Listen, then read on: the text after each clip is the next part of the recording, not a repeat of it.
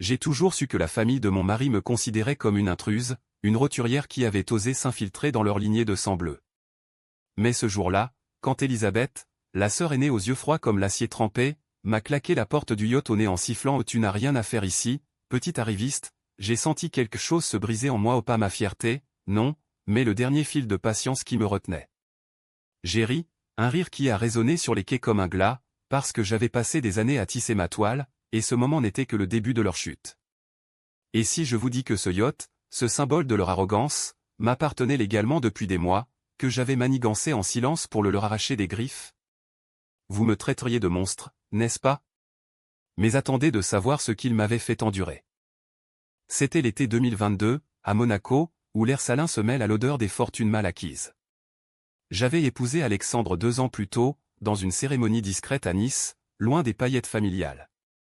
Lui, l'héritier cadette, charmant mais faible, avait succombé à mes charmes ou à mon ambition, diront les jaloux. Sa famille, les de Montfort, régnait sur un empire de vignobles en Provence et de biens immobiliers le long de la Côte d'Azur. Élisabeth, l'aînée, gérait tout d'une main de fer, le château familial à Saint-Tropez, les comptes offshore, et bien sûr, le yacht l'Aigle Bleu, un monstre de 40 mètres qui trônait comme un phallus d'acier dans le port Hercule. Elle me haïssait dès le premier regard, me traitant de fille de rien parce que j'étais issu d'une famille modeste de Marseille, élevée au milieu des marchés aux poissons et des dettes. Les premiers mois de mariage furent un supplice masqué de sourires polis. Lors des dîners familiaux, Élisabeth me reléguait à la table des enfants, me servant des plats froids pendant qu'elle sirotait du château Margaux avec les oncles. « Tu n'es pas l'une des nôtres, Claire », me murmurait-elle un soir, ses lèvres pincées comme un citron pressé. Alexandre, mon pauvre Alexandre, hochait la tête en riant nerveusement, préférant la paix à la loyauté. J'avalais, je souriais, mais intérieurement, une rage sourde grandissait, comme une marée noire sous la surface lisse de la Méditerranée. Puis vint l'accident. Ou plutôt, elle est incident, comme il l'appelait pour minimiser. C'était lors d'une régate privée, sur l'Aigle Bleu. J'étais enceinte de 3 mois, notre premier enfant, un espoir fragile que je chérissais comme un trésor volé. Élisabeth avait insisté pour que je monte à bord, pour te familiariser avec la famille, avait-elle dit d'un ton mielleux. Mais une fois en mer, alors que le vent fouettait les voiles, elle m'avait coincé sur le pont arrière, un verre de champagne à la main. « Tu crois vraiment que ton bâtard aura sa place parmi nous? Alexandre est faible, il t'a épousé par pitié. Mais moi, je veillerai à ce que tu ne touches à rien. » Ces mots étaient des lames, et quand elle a renversé son verre sur ma robe accidentellement, bien sûr j'ai glissé sur le bois mouillé. La chute fut brutale, l'escalier menant à la cabine, mes mains agrippant l'air, et le choc contre le bastingage. L'enfant partit cette nuit-là, dans une hémorragie silencieuse à l'hôpital de Monaco. Les médecins parlèrent de stress et de chute, mais Élisabeth, avec son avocat aux dents longues, étouffa l'affaire. Un malheur regrettable, déclara-t-elle aux journaux People, posant en veuve éplorée aux funérailles imaginaires de mon deuil. Je ne pleurai pas en public. Pas devant eux. Mais seul dans notre appartement surplombant la baie, je hurlai jusqu'à ce que ma voix se brise. Alexandre me serra dans ses bras, marmonnant des excuses, mais il ne confronta jamais sa sœur. C'est la famille, Claire. On ne peut pas les briser. C'est là que la graine de la vengeance germa. Pas une vengeance sanglante, non, j'étais trop française pour ça, trop calculatrice. Une vengeance lente, psychologique, qui les rongerait de l'intérieur comme un cancer invisible. J'allais leur prendre tout, leur fierté, leur héritage, leur unité familiale. Et le yacht serait le premier pion à tomber. Au fil des mois, je me réinventais. J'abandonnais les robes fluides pour des tailleurs stricts, je m'inscrivis à des cours de droit maritime à l'université de Nice, et je commençais à fouiller les archives familiales qu'Alexandre laissait traîner. Les de Montfort n'étaient pas des saints, dettes cachées, fraude fiscale mineure, et un prêt colossal pour l'Aigle Bleu garanti par des parts de vignobles. Élisabeth avait signé en solo, forgeant la signature de leur père décédé, un détail qu'elle croyait enterré. J'embauchai un détective privé, un ancien flic corse aux méthodes discrètes, et il déterra le pot aux roses, le yacht n'était pas à eux, mais hypothéqué jusqu'au cou auprès d'une banque suisse. Avec un peu de pression et des documents anonymes envoyés au conseil d'administration, je négociais en secret. J'injectais mes propres économies, fruit d'un petit business en ligne de bijoux artisanaux que j'avais monté en parallèle, et rachetais la dette. Soudain, l'Aigle Bleu était à mon nom. Légalement. Irréfutablement. Je gardais le secret, attendant le moment parfait.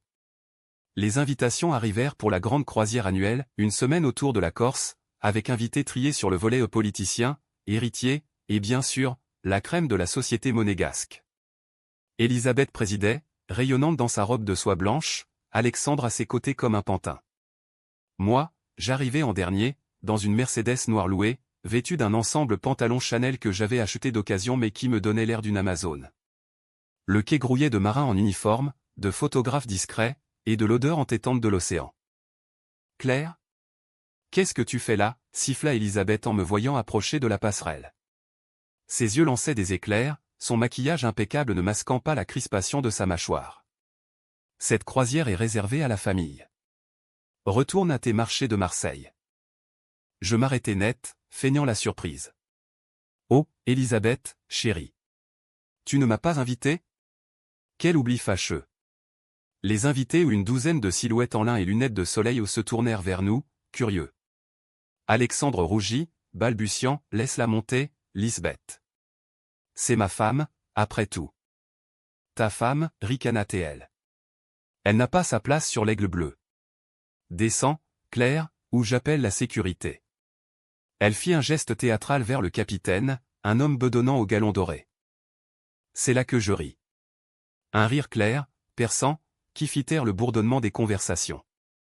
Tous les yeux sur moi, je montai la première marche, ignorant son interdiction. Sécurité ? Pourquoi faire, Élisabeth ? Pour m'empêcher d'accéder à mon propre bien. Le capitaine s'avança, confus, jetant un œil à sa tablette. Madame. De Montfort ? Non, attendez. Il pâlit en lisant l'écran. Madame Claire Lefebvre ?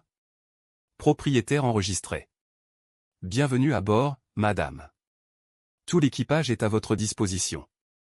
Le silence qui suivit fut délicieux, comme un vin millésimé qui explose en bouche. Élisabeth blêmit, sa main tremblant sur la rambarde. C'est impossible. Ce yacht est à nous. À la famille. À moi, corrigeai-je doucement, en m'avançant sur le pont. Le personnel au steward, cuisinier, matelot s'aligna pour me saluer, leurs voix unanimes, « Bonjour, propriétaire. » J'aurais pu m'arrêter là, savourer leur humiliation, mais non. La vengeance ne s'arrête pas à un coup d'éclat. Elle s'infiltre, elle ronge. La première nuit en mer fut un chef-d'œuvre de tension. Nous appareillâmes au crépuscule, les lumières de Monaco s'estompant comme un rêve fiévreux. Le dîner se tenait sur le pont principal, une table dressée avec argenterie et cristaux, sous un ciel piqué d'étoiles. Élisabeth présidait toujours, mais son trône vacillait. Elle but trop, ses joues rougissant sous le rosé de Provence, et lança des piques voilées. « Claire, ma chère, comment une petite vendeuse de colliers a-t-elle pu s'offrir un tel jouet ?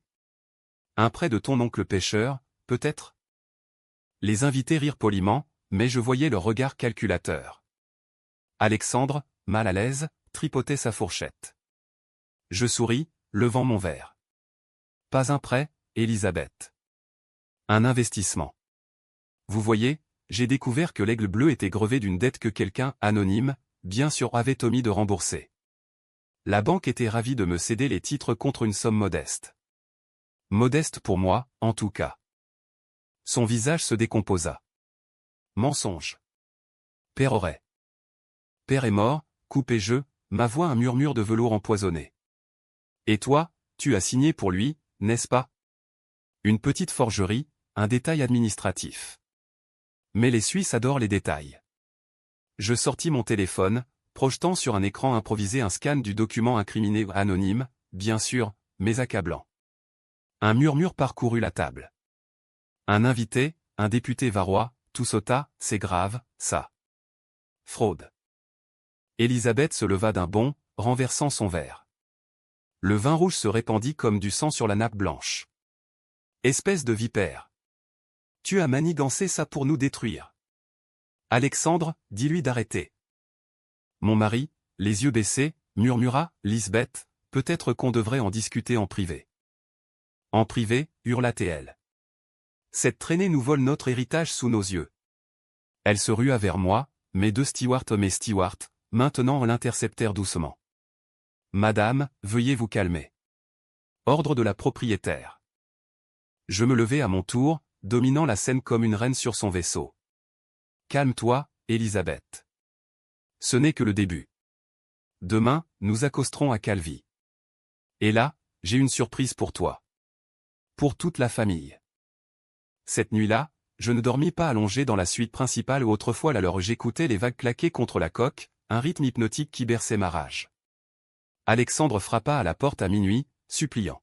« Claire, qu'est-ce que tu fais ? » ?»« C'est ma sœur. »« Notre famille. »« Notre, répétai-je, ouvrant la porte en peignoir de soie. »« Depuis quand suis-je notre, Alexandre ? Depuis que j'ai perdu notre enfant à cause d'elle ? Ou depuis que tu as laissé tes oncles me traiter de pute immigrée lors de notre mariage ? » Mes mots le giflèrent, et pour la première fois, je vis la peur dans ses yeux, pas pour elle, mais pour lui. « Assieds-toi. Écoute. » Je lui racontai tout, la douleur de la perte, la solitude de ses nuits à l'hôpital pendant qu'il dînait avec elle, les nuits blanches à éplucher les papiers. Je ne veux pas détruire la famille, Alexandre. Je veux la purger. Toi et moi, nous reconstruirons sur les ruines. Mais elle paiera. Il partit sans un mot, mais je savais qu'il avait vu la vérité, j'étais changé. La Claire fragile était morte avec l'enfant. À sa place naissait une femme forgée dans le feu de la trahison. Le lendemain, à Calvi, la surprise éclata comme une tempête. J'avais loué un hélicoptère, détail que j'avais omis pour amener un notaire de Paris.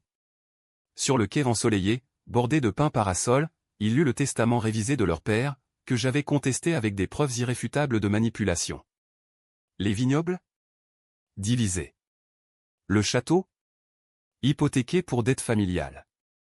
Et l'aigle bleu ? Déjà mien. Elisabeth s'effondra en larmes, un spectacle pathétique que les invités immortalisèrent discrètement sur leur phone. Mais ce n'était pas fini. La vraie lame dans le dos vint plus tard, lors d'une escale à Bonifacio. J'avais invité un journaliste du Figaro, un ami d'un ami, pour un reportage exclusif sur les dynasties en péril. Les photos d'Elisabeth ivre, hurlant des insanités, firent la une, l'héritière de Montfort, alcool et scandale en Méditerranée. Sa réputation, ce bouclier qu'elle chérissait plus que sa vie, vola en éclats. Alexandre me confronta enfin, lors d'une nuit orageuse au large de la Sardaigne. Les vagues secouaient le yacht comme un jouet, et lui, agrippé au bastingage, cria « Tu es devenu un monstre, Claire. Regarde ce que tu as fait à Lisbeth. Elle est brisée. » Je m'approchai, le vent plaquant ma robe contre ma peau. Brisée ? Comme moi, quand elle m'a poussé dans les escaliers ? Comme notre enfant, qui n'a jamais vu la lumière ? Je posai une main sur son épaule, sentant son tremblement. Je t'aime, Alexandre. Mais l'amour ne pardonne pas l'aveuglement. Choisis, elle, ou nous. Il choisit le silence, et le lendemain, il débarqua à Ajaccio avec elle, la soutenant comme une invalide. Les invités, sentant le vent tourner, me complimentèrent sur ma détermination. Seul sur le pont, je regardais le continent s'éloigner, un sourire aux lèvres. La vengeance n'était pas terminée où les vignobles suivraient, puis le château. Mais pour l'instant, l'aigle bleu voguait sous mon commandement, et cela valait tous les ouragans. Les mois suivants furent un tourbillon de victoires solitaires et de nuits hantées par des fantômes. Après la croisière, je transformai l'aigle bleu en un atout, charter privé pour des milliardaires russes, événement corporate pour des start-up tech de Sofia Antipolis. L'argent coulait à flot, un nectar doux qui pansait mes plaies invisibles. Mais Monaco, avec ses casinos clinquants et ses ragots vénéneux, bruissait de mon nom. La veuve noire des de Montfort, murmurait les salons de thé de la Condamine. Elisabeth s'était retranchée dans le château de Saint-Tropez, soignée par des thérapeutes aux honoraires exorbitants, tandis qu'Alexandre oscillait entre appels larmoyants et silence radio. Je refusais de céder à la culpabilité. Chaque matin, je courais le long de la promenade des Anglais à Nice, le soleil levant caressant ma peau comme un amant repentant. La sueur chassait les ombres, et je me répétais mon mantra, ils m'ont tué en premier. Pourtant, lors d'une soirée au Monte-Carlo Beach Club, un verre de gin tonic à la main, je croisai le regard d'un inconnu à un avocat parisien aux yeux verts, prénommé Julien. Il s'approcha, charmant, sans phare, j'ai lu l'article du Figaro. Bravo pour votre cran. La plupart des femmes auraient plié. Nous parlâmes jusqu'à l'aube, de justice poétique et de famille toxique. Il ignorait les détails, mais comprit l'essence, la soif de réparation. Pour la première fois depuis la perte, je sentis un frisson d'humanité. Était-ce de l'amour naissant, ou juste un pansement? Je ne sais. Mais Julien devint mon confident, mon allié dans la bataille juridique qui s'annonçait pour les vignobles. Élisabeth contre-attaqua, bien sûr. Une semaine après mon retour, un huissier sonna à ma porte. Oh non, à notre porte, car Alexandre n'avait pas encore divorcé. Les papiers accusaient fraude conjugale et réclamaient la moitié de l'aigle bleu. Je ris à nouveau, cette fois dans le bureau de mon avocat, un requin niçois nommé Raoul. Il bluffe, dit-il en allumant un cigare cubain.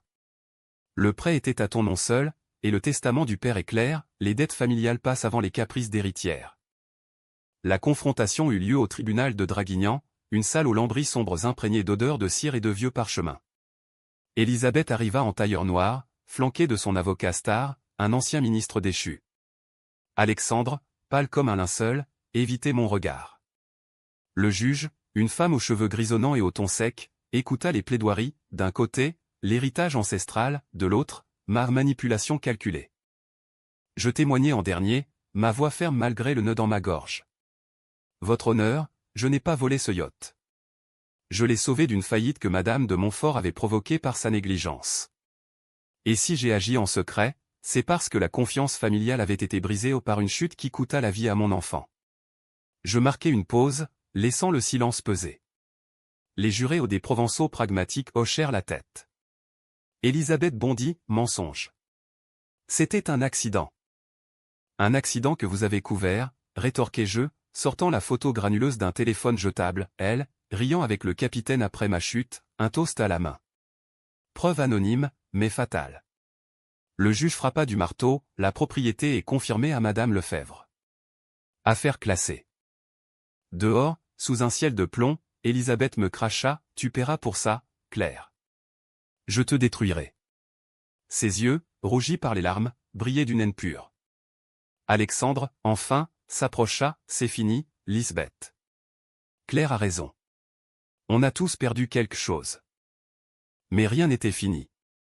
La nuit du verdict, je dînais seul sur le yacht amarré à Cannes, les lumières de la croisette dansant sur l'eau comme des lucioles ivres. Julien m'appela, félicitations, guerrière. Et si on fêtait ça à Paris? Je souris dans le vide. Paris, la ville des lumières et des ombres plus profondes. Le voyage fut un interlude bienvenu.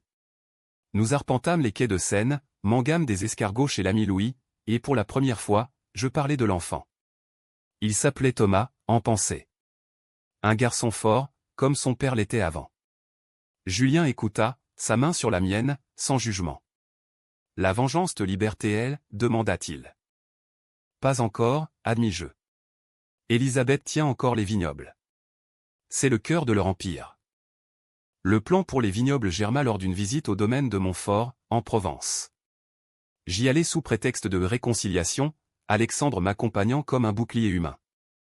Les collines ondulaient sous le Mistral, les vignes lourdes de raisins noirs promettant un millésime d'exception. Élisabeth nous reçut dans la salle des barriques, son visage un masque de courtoisie fragile. Claire.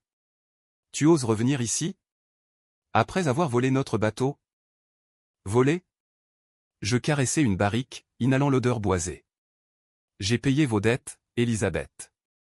Et maintenant, je propose un partenariat. Je finance la récolte, en échange de parts. Elle éclata de rire, un son creux. Jamais. Ces terres sont à nous depuis Louis XIV. Alexandre intervint, Lisbeth, écoute-la. On est au bord de la faillite sans le yacht. La fissure apparut. Durant la semaine, je m'infiltrai, discussion avec les vignerons mécontents de ces méthodes brutales, inspection des comptes montrant des malversations mineures, vin frelaté vendu comme primeur. Mon détective corse, fidèle, envoya un rapport, preuve de contrefaçon. Assez pour alerter les AOC, les gardiens jaloux de l'appellation. La tempête éclata lors de la vendange. J'arrivai en hélicoptère, atterrissant dans un nuage de poussière ocre. Les ouvriers, torse nus sous le soleil impitoyable, levaient des paniers dégoulinants de jus pourpre. Élisabeth dirigeait, fouet en main métaphorique, mais cruel. Plus vite, bande d'idiots. Ce millésime doit être parfait. Je m'approchai, micro en main, filmant discrètement. Bonjour à tous. Je suis Claire Lefebvre, nouvelle associée. Et j'apporte de bonnes nouvelles, salaires augmentés, conditions améliorées. Les hurrahs fusèrent, noyant ses cris. Puis, le coup de grâce, un inspecteur des AOC, que j'avais invité, débarqua avec sa mallette. Analyse sur place, taux d'alcool falsifié, soufre excessif. Domaine suspendu, Madame de Montfort. Amende de 200 000 €. Elle s'effondra au milieu des vignes, maculée de boue et de raisins écrasés. Toi. Tu as tout orchestré. Oui, confirmai-je, agenouillé à ses côtés. Pour Thomas. Pour toutes les fois où tu m'as rabaissé. Mais je t'offre une porte de sortie, vends-moi les parts, et je te laisse le château. Haine et désespoir dans les yeux, elle signa. Alexandre, témoin muet, murmura, c'est fini, Claire. Arrête. Mais la vengeance, une fois lancée, ne s'arrête pas. Elle devient une addiction, un feu qui consume tout. Avec les vignobles en poche, je me sentis invincible, une déesse païenne régnant sur les coteaux de Provence. Le domaine devint mon royaume, je rénovai les cuves avec des technologies bio, engageai des œnologues parisiens, et le premier millésime Lefebvre-Montfort, l'ironie du sort, rafla un or au salon de l'agriculture. Les critiques parlèrent d'un renouveau audacieux, ignorant les coulisses sanglantes. Julien, à mes côtés lors des dégustations, devint plus qu'un allié, un amant, un miroir de ma propre ambition. Tu es une force de la nature, me disait-il en embrassant la courbe de mon cou, nos corps enlacés dans la suite du château qu'Élisabeth avait déserté pour un appartement modeste à Toulon. Pourtant, les nuits apportaient des cauchemars, l'escalier glissant, le sang sur les draps, le cri étouffé de l'enfant qui n'avait jamais respiré. Je me réveillais en sueur, Alexandre entend mes rêves comme un fantôme accusateur. Il avait demandé le divorce 2 mois après la vendange, citant incompatibilité d'ambition. Une lettre froide, signée d'une main tremblante. Je ne contestai pas, au contraire, je lui offris une pension généreuse, tirée des profits du yacht. Pour que tu puisses te reconstruire, écrivis-je. Mais intérieurement, je jubilais, il était libre, et moi, enfin seul avec mon empire. Élisabeth, elle, sombra. Les ragots affluaient, internés pour dépression, puis sortis, errant dans les bars de la corniche comme une ombre d'elle-même. Un soir, elle m'appela au numéro bloqué, mais je reconnus sa voix rauque, imprégnée de gin. Claire. Je sais ce que tu ressens. La perte. J'ai perdu un enfant, moi aussi, il y a 10 ans. Un avortement forcé par père, pour préserver la lignée. C'est pour ça que je te hais. Tu représentais tout ce que je n'ai pas pu avoir, une vie sans chaîne. Ces mots me figèrent, un poignard dans le ventre. Était-ce une confession, ou une arme? Pourquoi me le dire maintenant, demandai-je, la voix blanche. Parce que tu as gagné. Mais la victoire est amère, n'est-ce pas? Viens me voir. Une dernière fois. Contre l'avis de Julien, c'est un piège, Claire, je me rendis à Toulon. Son appartement, un 2 pièces donnant sur le port militaire, puait le tabac froid et le regret. Elle était maigre, les cheveux ternes, un verre à la main. Assieds-toi. Bois avec moi. Nous trinquâmes à nos fantômes, et pour la première fois, je vis l'humaine derrière le monstre, une sœur brisée par le même carcan qu'il avait forgé. Je ne te pardonne pas, dis-je enfin. Mais je comprends. Peut-être que la vengeance n'efface pas la douleur. Elle la transforme. Elle rit, un son brisé. Transforme-la en quoi? En empire? En solitude? Cette nuit-là, nous parlâmes jusqu'à l'aube, de père, tyrannique vigneron, de mère, fantôme opiacé, d'Alexandre, l'éternel pacificateur. Au lever du soleil, elle me tendit une boîte, lettre jaunie, photo d'un frère cadet mort jeune. Garde-les. Pour que tu saches que les de Montfort ne sont pas des dieux. Je partis avec un poids en moins, mais un nouveau doute, et si ma quête n'était qu'un cycle? Julien m'attendait à l'aéroport, et dans ses bras, je pleurais pour la première fois depuis des années. Pas pour Élisabeth, mais pour la femme que j'aurais pu être sans cette rage. Le château de Saint-Tropez fut le dernier bastion. J'y investis tout, rénovation éco-responsable, ouverture au public pour des mariages et festivals. La première saison fut un triomphe aux 500 invités pour un concert jazz sous les étoiles, le champagne coulant comme une rivière d'or. Alexandre revint, incognito parmi la foule, ses yeux implorants. Claire, je regrette. Recommençons. Je le regardai, dansant avec une jeune vigneronne, et sentis une pitié distante. Trop tard, murmurai-je à l'oreille de Julien. Mais le destin, ce farceur provençal, intervint, un incendie, minuit, dans les écuries. Pas d'origine accidentelle, câble sectionné, accélérant. Les pompiers conclurent à la négligence, mais je sus, Elisabeth. Son dernier coup, pathétique. Je la confrontai chez elle, furieuse. Pourquoi? J'aurais pu t'aider. Pour te rappeler que le sang ne s'achète pas, cracha-t-elle. Puis, effondrée, je suis désolé, Claire. Pour l'escalier. Pour tout. Le pardon? Non. Mais la paix, peut-être. Je l'invitai à bord du yacht pour une dernière croisière neutre, expiatoire. Alexandre accepta, Julien à mes côtés. En mer, sous un ciel sans nuages, nous jetâmes les cendres des lettres au vent. À Thomas, dis-je. Et à tous les fantômes. Pourtant, la vraie fin n'était pas là. Elle vint des profondeurs de mon âme, lors d'une tempête au large de Porquerolles. Le yacht tanguait, les vagues comme des poings géants. Elisabeth vomit par-dessus bord, Alexandre priait, Julien me serrait. Et moi, au gouvernail, je ris face à l'orage. Pas de triomphe, mais de libération. La vengeance m'avait rendue riche, puissante, mais creuse. Il était temps de voguer vers autre chose, une vie sans chaîne. La tempête passa, laissant un yacht chancelant mais intact, comme ma psyché fracturée. Nous accostâmes ailleurs, les pins parasols nous accueillant comme de vieux complices. Elisabeth débarqua la première, pâle, murmurant un merci à peine audible avant de s'engouffrer dans un taxi vers l'inconnu. Alexandre hésita, ses bagages à la main, et nous, Claire? Nous. Je secouai la tête, le sel marin piquant mes lèvres. Il n'y a plus de nous, Alexandre. Tu as choisi la paix autrefois. Aujourd'hui, je choisis la mienne. Il partit sans un baiser, un fantôme exorcisé. Julien, fidèle, resta, et ensemble, nous transformâmes le château en un havre, atelier d'art, retraite yoga, un vignoble bio qui attira les bobos parisiens comme des mouches au miel. Mais la victoire a son prix. Les cauchemars persistèrent, morphant en vision, Thomas grandissant dans un monde sans yacht ni vigne, riant sur une plage anonyme de Cassis. Je consultai une psy à Aix-en-Provence, une femme aux lunettes rondes et au ton neutre. La vengeance est une drogue, Madame Lefebvre. Elle masque la douleur, mais ne la guérit pas. Qu'aimeriez-vous vraiment? Rien, répondis-je d'abord. Puis, après des silences lourds, une famille. Sans sang versé. Julien proposa, adoptons. Ou créons la nôtre. Son amour était simple, sans les ombres des deux Montfort. Nous essayâmes un test, médecin, espoir fragile. Mais le destin, encore lui, frappa, infertilité confirmée, séquelle de l'accident. C'est Elisabeth, sanglotai-je dans ses bras. Elle m'a volé ça pour toujours. Non. C'était la vie, impitoyable logicienne. Au lieu d'un enfant, nous adoptâmes un projet, une fondation pour femmes victimes de violences familiales, financée par les profits du domaine.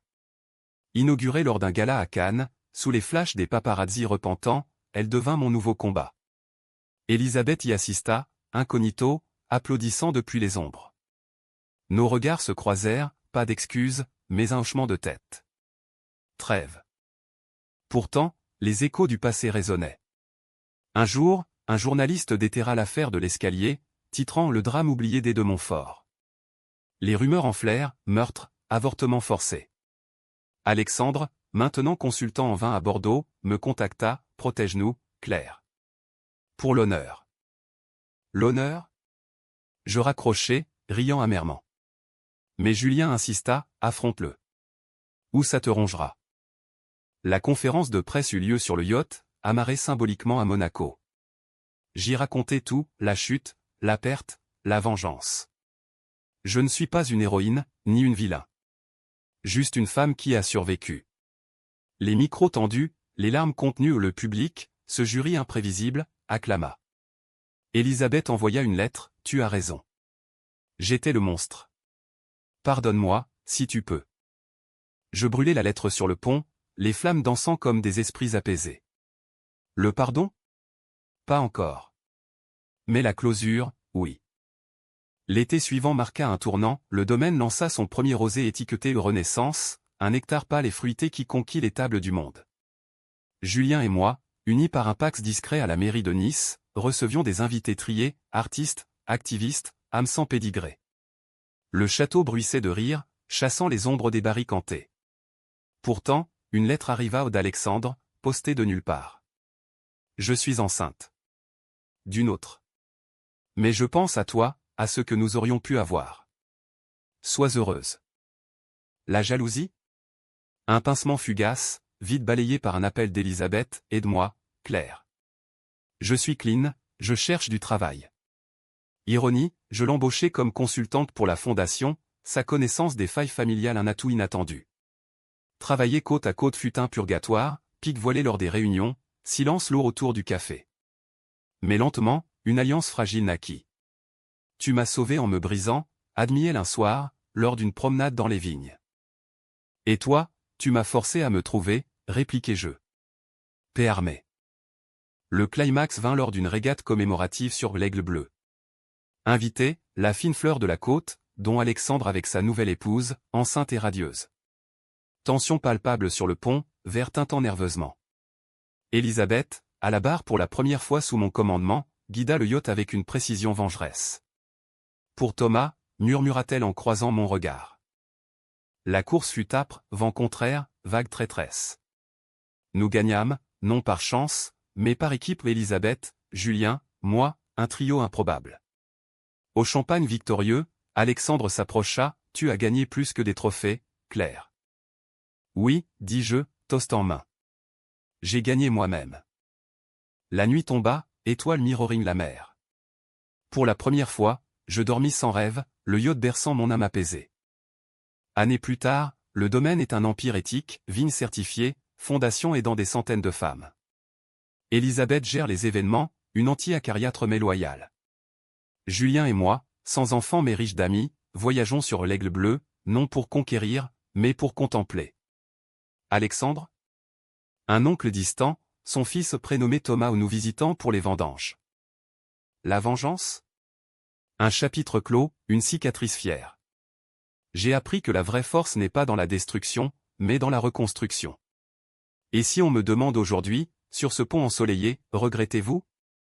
Je ris, encore. Non. Car sans elle, je ne serais pas cette Claire, libre, entière, vivante.